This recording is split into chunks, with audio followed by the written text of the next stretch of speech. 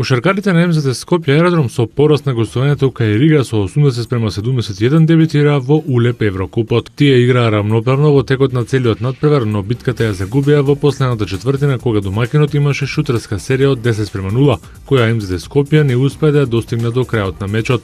Лучич со 15 поени беше најефикасен во МЗТ, Чековски и Костовски постигнаа по 13, додека Синовец уфрли 11 коша. Следниот надпревар од Еврокупот МЗТ Скопје го игра на 22 октомври во спортскиот центар Борис Трајковски, кога ја пречекува екипата на Макаби Хаифа, а веќе в сабота го игра четвртото коло во АБА лигата, кога игра нагости против непоразената екипа на ЦДВита во првите 3 кола.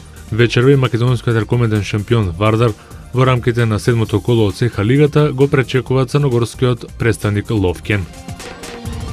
Завршија квалификациите за пласман на светското првенство во Бразил 2014 година. На мундијалот се пласираа селекциите на Белгија, Италија, Германија, Холандија, Швајцарија, Русија, Босна и Херцеговина, Англија и Шпанија. Во баражот ќе играат Хрватска, Шведска, Романија, Исланд, Португалија, Грција, Украина и Франција, додека Данска испадна како најлоша второ пласирана репрезентација. Босна и Херцеговина ја порази нагости Литванија со 1:0 во последното коло од квалификациите и го обезбеди првото место во групата Г и директен пласман на мундијалот во Бразил, што за нив ќе биде прво учество во историјата. Јунак на мечот беше Ведат Ибишевиќ со погодокот во 68-та минута. Залудна беше победата на Грција од 2:0. Турција не успеа да обезбеди бараж, откако на домашен терен загуби од Холандија со 0:2. Робен во 8-та и Весли Снајдер во 47-та минута погодија за холандјаните кои одиграа за Романија, која со двата гола на Марика ја добија Естонија и избори бараж. Со головите на Руни и Жерард, Англија славеше против Полска со 2:0 и се пласираше на светското првенство.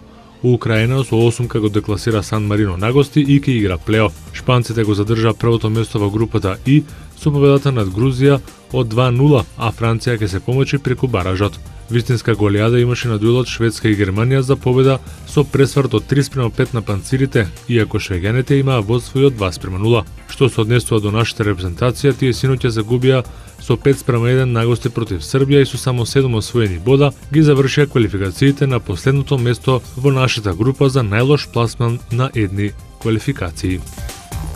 Административниот суд на Франција по вложените жалби му ја поништи казната на поранешниот спортски директор на Пари Сен-Жермен Леонардо. Бразилецот заработи 13-месечна суспензија од Француската фудбалска федерација да не може да извршува раководни функции до 30 јуни 2014 година поради инцидентот во кој Леонардо по крајот на мечот на влезот во тунелот го турна судијата Александро Коста незадоволен од неговото судење на мечот со Валенсиенс. Суспензијата му е укината со образложение дека тој нема лиценца за таа функција.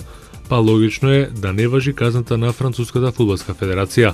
По ова решение тој ќе биде слободен да започне работа во друг клуб во светот без да биде санкциониран од меѓународната фудбалска централа. Рафа Надал го задржа првото место до кое дојде минатиот понеделник на најновата АТП ранглиста. Со триумфот од 2:1 во сетовина од Хуан Мартин Дел Потро, Новак Џоковиќ ги одбрани бодовите и титулата освоена минатата година на овој турнир. Со тоа србинот го спречи Рафа Надал да изгради поголема предност на врвот на АТП листата. Шпанецот има точно 400 бодови повеќе од својот во моментов единствен ривал и тенисерот кој до пред недела дена беше прв светски рекет. Промена има на третата позиција која сега му припаѓа на Давид Ферер. Шпанецот иако не се прослави во својот настап во Шангај, сепак успе да го надмине повредениот Енди Мареј, за кого оваа сезона е завршена. Со тоа Ферер го потврди својот најдобар пласман на АТП листата во кариерата до кој дојде и во јули оваа година. Во топ 10 тенисери во светот уште се наоѓаат и Дел Потро, Бердих, Федерер, Цонга, Вавринка и Гаске.